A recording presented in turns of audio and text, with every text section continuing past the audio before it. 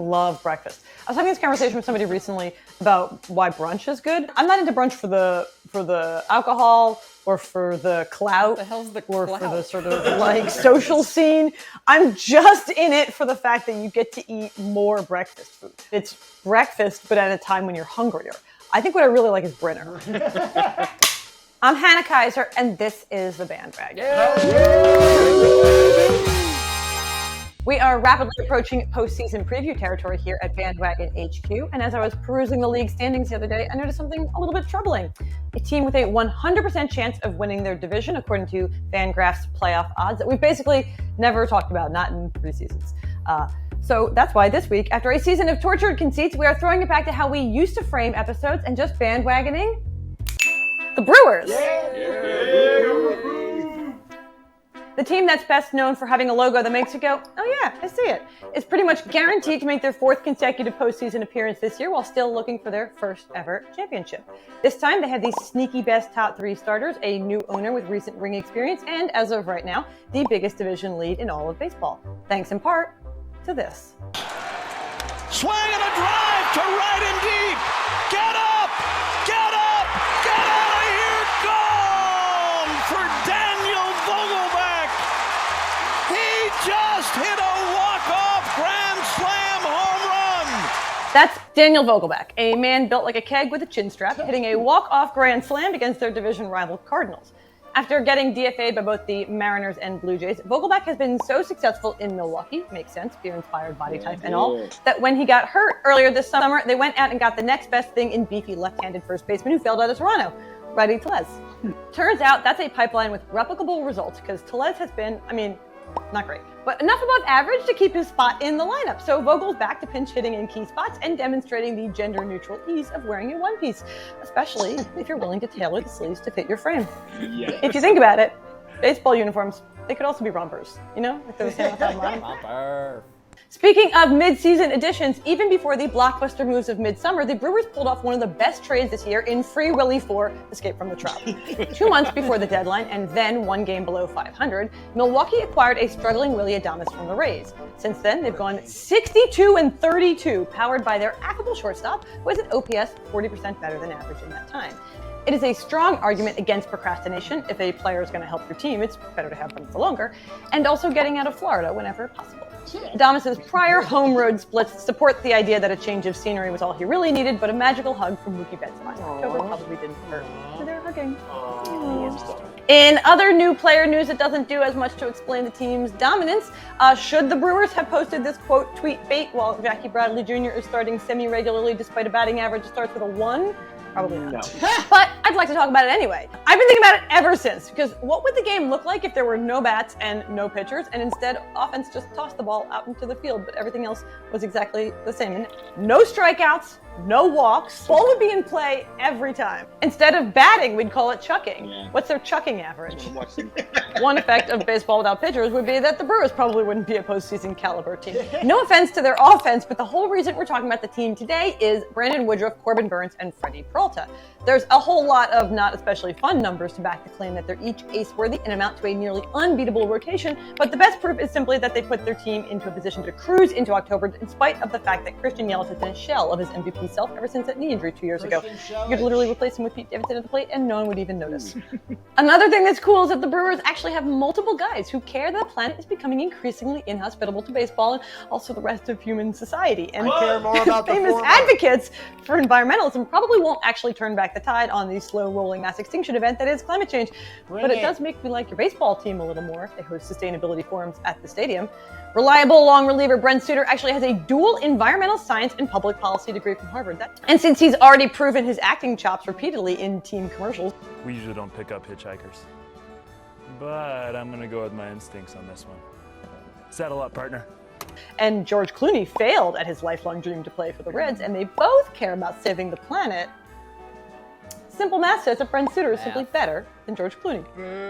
Root for the Brewers. If they get far enough into October, I'll probably have to actually learn where Milwaukee is. Yeah. Beer. Not a fan. You know this. I never drink beer. I don't drink much alcohol. I'm this much fun naturally. And beer in particular. I don't think anybody likes the taste of beer. Why do they make all these different beer flavors when, like, just the point is to get drunk, right? They're not good. Whenever I'm trying to drink alcohol, just like once every 2 months, then I'm like, hey, what would you give to a child that you were trying to get drunk for totally legal reasons?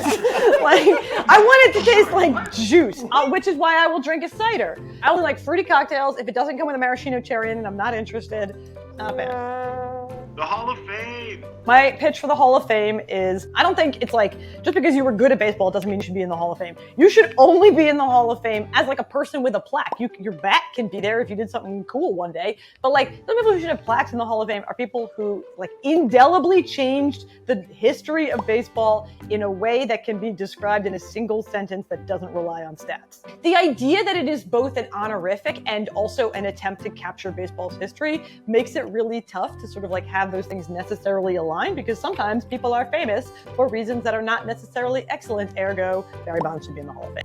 We tie ourselves into knots trying to justify not putting people in the Hall of Fame who quite clearly had like a massive impact on a generation of baseball, because we're so committed to making it both like a value judgment as well as like a recounting of baseball's history. Anyway, the Hall of Fame in theory, fans. The Hall of Fame in practice, not bad.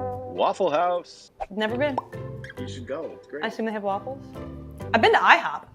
Pancakes and waffles, we're just gonna talk about that instead. Waffle House, I don't know. So I don't like waffles because my sister does. So I refuse to eat waffles because I was like, no, that's some Emily pancakes. So Waffles, not a fan. Intentional balks. It's a thing pitchers are doing because they are so paranoid about the runner on second stealing signs and relaying them to the batter that they would rather that runner be on third base 90 feet closer to scoring than be on second base where they can potentially see what the pitcher is doing or potentially communicate with the batter at the plate. And I just think you're admitting that the opposition has gotten into your head. You're nervous that they have the advantage, and I just think that that's not a great head game. Like you're losing the head game even if you think you're getting an advantage in the actual game. As a viewer, a fan, if I were a manager, I would never call for it. Not a fan. I'm here with Jessica Mendoza, Olympic gold medal softball player and ESPN baseball analyst, and you're going to pitch me on your humble proposal to fix baseball. You and I were both in Tokyo and coming off of covering international baseball. One of the biggest things that jumped out to me, and I've played with this rule, and we've seen it in the minor leagues already implemented, is the pitch clock. And the reason I say that 20 seconds, I'd love to even push it to 15, like let's do this, is you don't notice there is a clock. And in covering international ball and playing with a pitch clock myself, once it's implemented, it's amazing how the clock is non-existent. Like you just catch and go. It's just more of a mindset shift for pitchers. And with that, I know you said one, but with that comes the batters cannot leave the batter's box. 1 foot has to remain in the batter's box. Foul balls, stuff like that, they can get out. Pass balls, of course. Hitter and pitcher accountability with like, let's go, like come on. And I've seen it happen. I've played with it. It's just so much nicer to be able to just catch and go. I mean, you're right. Over in Tokyo watching the baseball, I totally noticed the batter rule, the sort of you can't step out of the batter's box. It feels like you're watching highlights almost, because it's like, you're right, it's like pitch, hit, like there's not much dead time. Who would hate this the most? If we implemented this on both sides, pitch clock, batters got to keep their foot in the box. Pitchers. Which side? Yeah.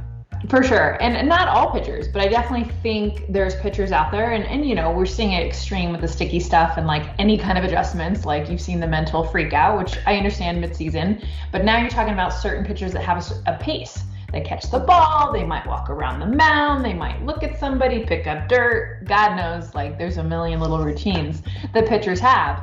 My biggest thing is like, we're stopping that. You're going to change. It's for the betterment of the game. I know as a hitter, when we had it, it was just that simple mindset of like, when I'm up to bat, like you already feel like it's go time. This is honestly like the easiest yes. This is the easiest, like, I'm a fan. It just does feel like we talk around the issues so much in sort of baseball coverage, like the game is too long, the game is too slow, there's too much downtime. I don't know why we haven't just been like, okay, you know, like maybe we'll go back to the regular extra innings, or maybe we won't, whatever. But like the actual just like people standing around, we can lose that, like, absolutely. Who's fighting for that? Well, and it's still, the game will still have its slowness. Like it's not like we do a pitch clock and then like everything's gone. Yeah, exactly.